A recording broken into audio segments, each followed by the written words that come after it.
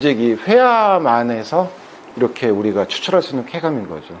굉장히 이 편향된 쾌감이기도 해요. 하지만은 오직 이 영역에서만 나올 수 있는 쾌감. 그래서 근데 이제 그 쾌감이 나오게 되려면 어떻게 되냐? 작가가 즐거워야 돼요.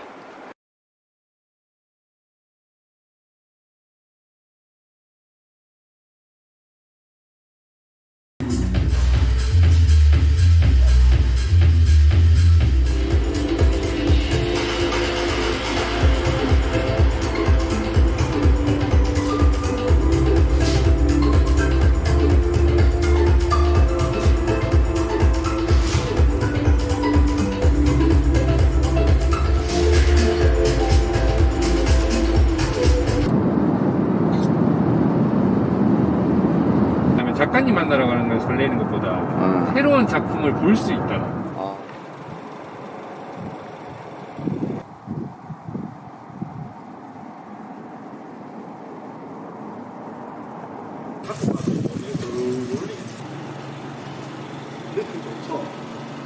네.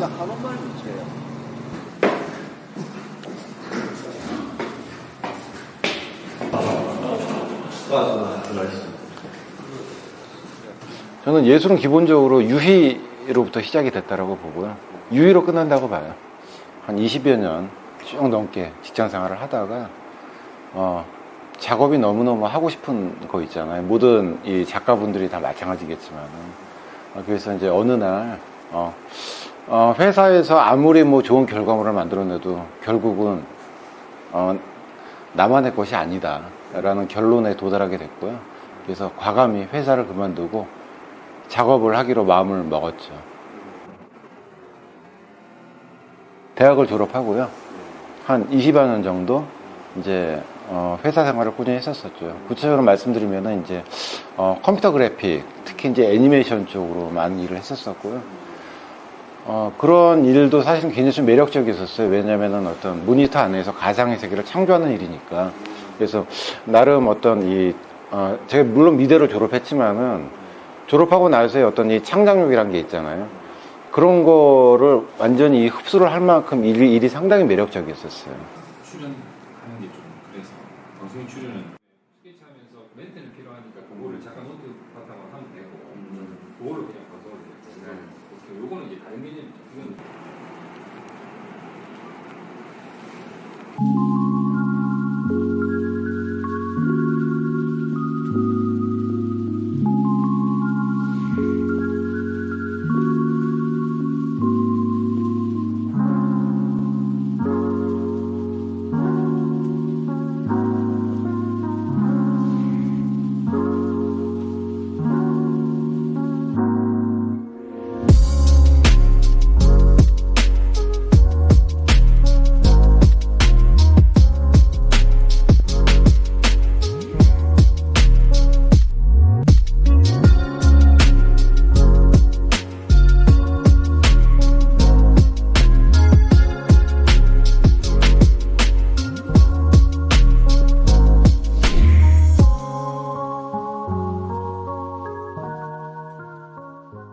한동안은 정말 졸업을 하고 나서도 이 작업에 대한 열정이라든가 이런 거는 정말 일도 없었었어요.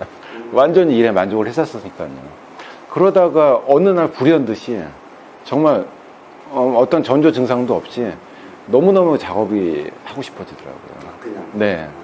그래서 아직까지 그 이유는 잘 모르겠어요. 근데 한번 곰곰이 좀 분석을 해보니까요. 회사 생활을 하면서 아무리 좋은 아웃풋을 내놓게 되더라도 결국은 내 것이 아니다 라는 결론에 도달하게 됐고요. 아마 거기서부터 제가 좀 갈등 아닌 갈등을 시작을 하게 된 것 같아요. 그래서 계속 고민을 하다가 만약 작업을 하게 되면은 너무나 낯선 세상이 펼쳐질 텐데, 그리고 절대 안정적이지 않은, 아시잖아요. 이게 이 직장생활 하면은 이 월급의 힘이라는 게 얼마나 대단한 건지. 근데 이제 그런 모든 것들을 이제 다 완전히 버려야 되고, 거치 이제 마치 황무지에 나가듯이 이런 시작일 텐데, 그럼에도 불구하고 지금 내가 결심하지 않으면은 난 평생 어떤 또 다른 2라운드는 없을 것 같다라는 그런 생각이 들더라고요. 그래서 과감히 회사를 그만뒀죠.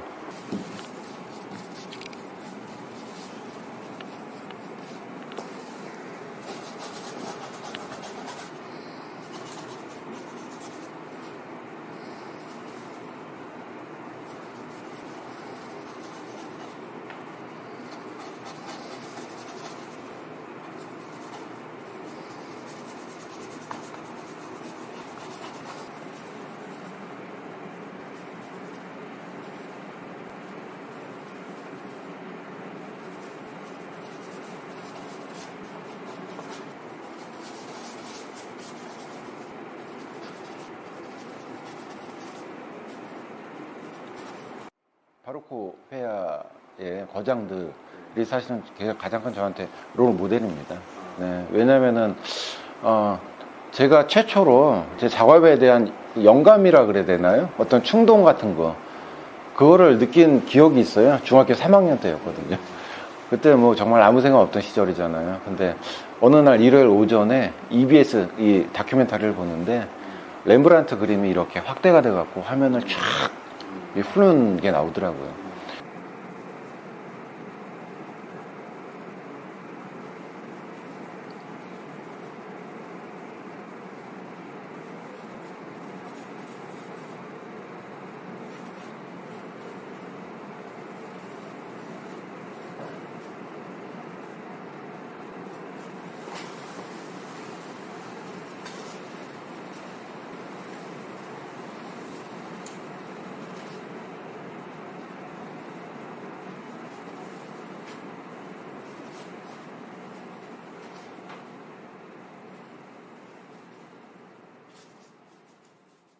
처음 이 회화적인 충동 같은 거를 줬던 그림이 다른 시대도 아니고 바로크 시대 미술이더라고요. 네, 그래서 자연스럽게 그 시대의 이 거장들에 대해서 굉장히 많이 좀 몰두를 하게 됐고요. 자연스럽게 롤 모델이 됐습니다. 네, 구체적으로 뭐 렘브란트라든가 벨라스케스라든가 뭐 반 다이크라든가 뭐 또 이제 고야까지요. 네, 수많은 작가분들이 계시죠. 근데 그 당시에 이제 그분들은 작가라기보다는 어떤 이 사회에서 굉장히 중요한 하나의 멤버 구성원이라 그래야 되나요?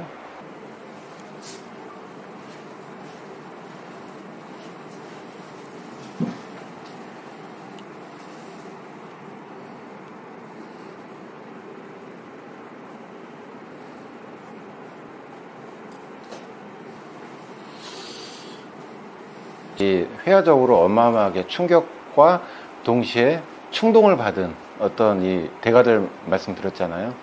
대부분 그분들이 이제 예전 이 고전주의 시대 또는 그 바로크 시대 작가들이고요. 그분들이 되게 충실했던 이 회화의 방법이라는 건 소위 말하는 재현이라는 부분이에요. 그러니까 대상을 있는 그대로 아주 현실적으로 다시 캔버스에 재현하는 방법. 이게 꽤 오래된 회화의 역사이긴 하거든요. 그래서 어쨌든 간에 제가 말씀드리신 건 제가 최초로 이 회화의 충동을 받았던 이 가장 중요한 덕목 중에 하나 부분이 재현의 파트였다. 그래서 제 작업의 시작은 완전히 재현에 충실한 작업이었어요. 근데 이제 결국은 저희가 하는 작업은 또 현대미술이잖아요.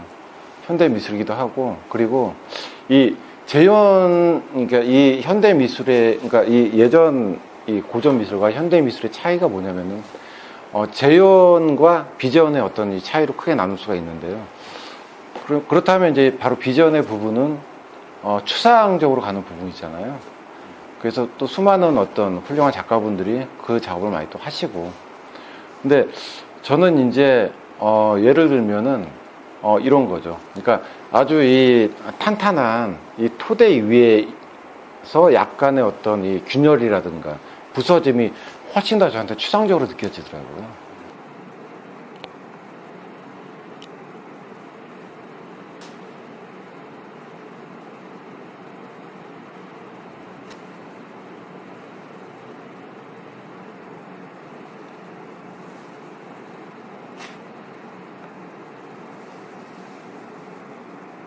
제가 이제 이 작업을 선택하게 된 이유는 원래 이 제 작품상에서의 제목은 영화는 좋고지만은 이 작품상에서의 제목은 롱 메이크업입니다.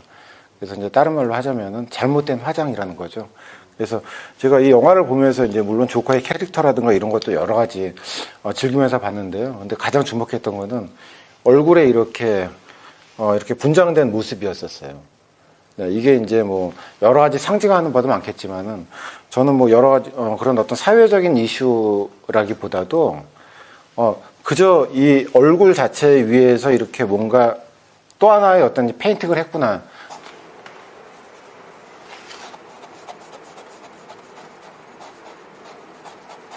디테일하게 묘사만 하게 되면은 그 묘사라는 이 틀에 제가 딱 갇혀갖고 계속 거기만 집중을 하게 되더라고요. 네, 그래서 지금 이 카메라 화면에 보면 뚜렷해. 아 그래요? 네. 가장 떨리면서 긴장되면서 흥분되면서 재밌는 즐거운 순간이죠, 저한테는.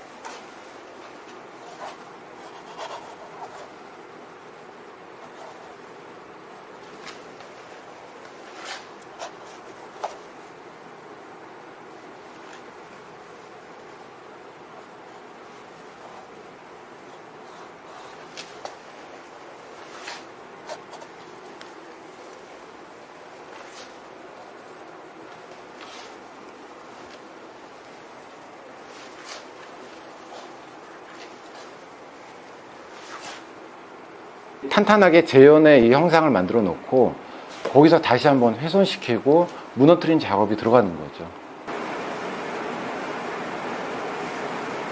이태리 로마를 한번 좀 방문한 적이 있었는데요. 거기서 아주 오래된 석상들을 많이 봤어요. 근데 뭐 대단하죠. 근데 제 눈을 사로잡았던 거는 이 파괴된 석상들이 그렇게 눈에 띄더라고요. 네, 그래서 뭐 전신상이 있으면 뭐 목이 날아가거나 뭐 팔 다리가 어디 없어지거나 막 이 부서진 부분 있잖아요. 그래서 완전하게 이렇게 형상이 100% 이렇게 재현돼 있다. 이거를 볼 때 사실은 우리의 상상력은 그 안에서 다 형성이 되거든요. 근데 저는 이 부서진 이 형상을 볼 때 나머지 이렇게 이 부재된 부분에 대해서 상상을 하게 되는 거죠. 그래서 오히려 이 형상이 어느 정도 이렇게 훼손됐을 때 더 좀 이 그림을 좀 이게 연다 그래야 되나요? 네, 그러니까 이 형상에 완전히 사로잡히지 않고 형상을 좀 더 그러니까 아직 완전히 이 구현되지 않은 형상에 대해서 사람들이 상상도 할 수도 있고요. 그리고 이 또 다른 의미가 또 될 수도 있고요. 네. 그런 느낌이 좀 굉장히 컸었어요, 임팩트가요. 네. 그래서 그런 것과 그러니까 여러 가지 이렇게 맞물려갖고 지금 저런 작업을 하게 되는 것 같아요. 그럼 어떤 이런 작품들을 보면은 네. 캐릭터나 이런 거에서 이렇게 스크래치를 내거나 네네. 부서지는 느낌이나 네. 이런 것도 좀 같은 의미인 거죠. 네, 아마 그렇게 연결이 돼 있을 것 같아요. 네. 그리고, 사실은 제가 이 작업을 할 때 대상이 있을 거 아니에요. 이 대상을 그대로 제가 다시 옮긴다라는 거는 그렇게 큰 의미가 없죠. 네.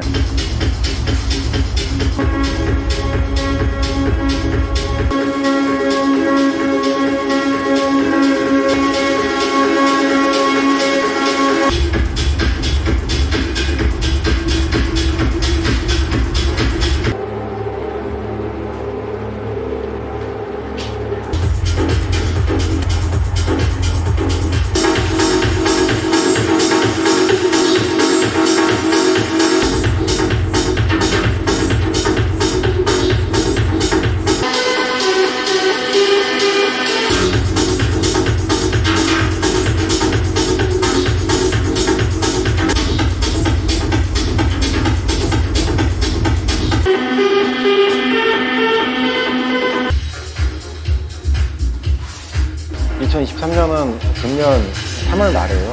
부산에 위치한 김성 갤러리에서 개인전을 또 시작을 하게 됩니다. 제가 갖고 있는 커다란 이 세 가지 테마 중에서 영화로 잡았고요.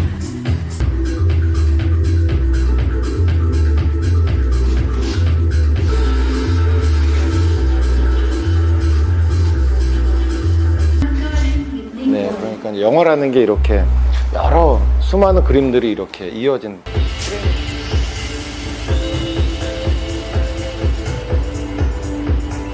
그 중에서 이제 한 컷을 제가 추출을 해서 회화로 옮긴다라는 의미가 뭐냐면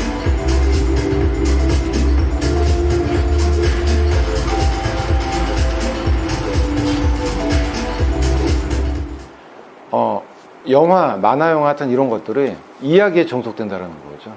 네. 그 이야기는 또 이제 그 시간에 종속이 되고요. 그래서 얘들을 완전히 추출하고 회화로 옮긴다. 라서 얘는 더 이상 이제 이 이야기랑 전혀 상관이 없는 회화로 오직 이렇게 존재하게 된다. 라는 그런 컨셉이었거든요. 근데 금년에 김성 갤러리 전시 역시 마찬가지죠. 그래서 역시 이 수많은 이 영상을 이루고 있는 스크린에 너무나 많은 프레임 중에서 하나를 그러니까 추출을 해갖고 제가 또 이제 회화로 옮기게 되는 건데요. 일단 이야기에서 벗어난다. 예, 이게 굉장히 중요한 부분이에요. 이 저기 영화 시리즈에서는. 왜냐하면은 이 모든 것들은 모든 이 영화의 장면이라든가 이런 것들은 다 이야기에 종속되잖아요. 네, 이 거대한 이 기승전결이라는 영화의 어떤 이 커다란 이야기가 있고 거기서 어느 부분에서 역할을 할 뿐이잖아요.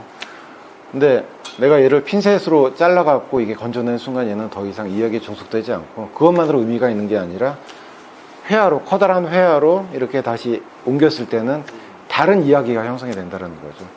원래 영화 갖고 있던 A라는 이야기 아니라 이 김배영관이 만든 A-라는 이야기 될 수도 있고요. 근데 여기서 이야기와 전의 이야기는 이 언어는 같은데 단어는 같은데 전혀 다른 뜻이에요. 그러니까 저는 예전부터도 이제 많은 그런 얘기를 했는데 회화에서는 회화의 이야기만 하고 싶다. 그러니까 우리가 이야기를 한다, 뭐 내러티브라고 그러잖아요.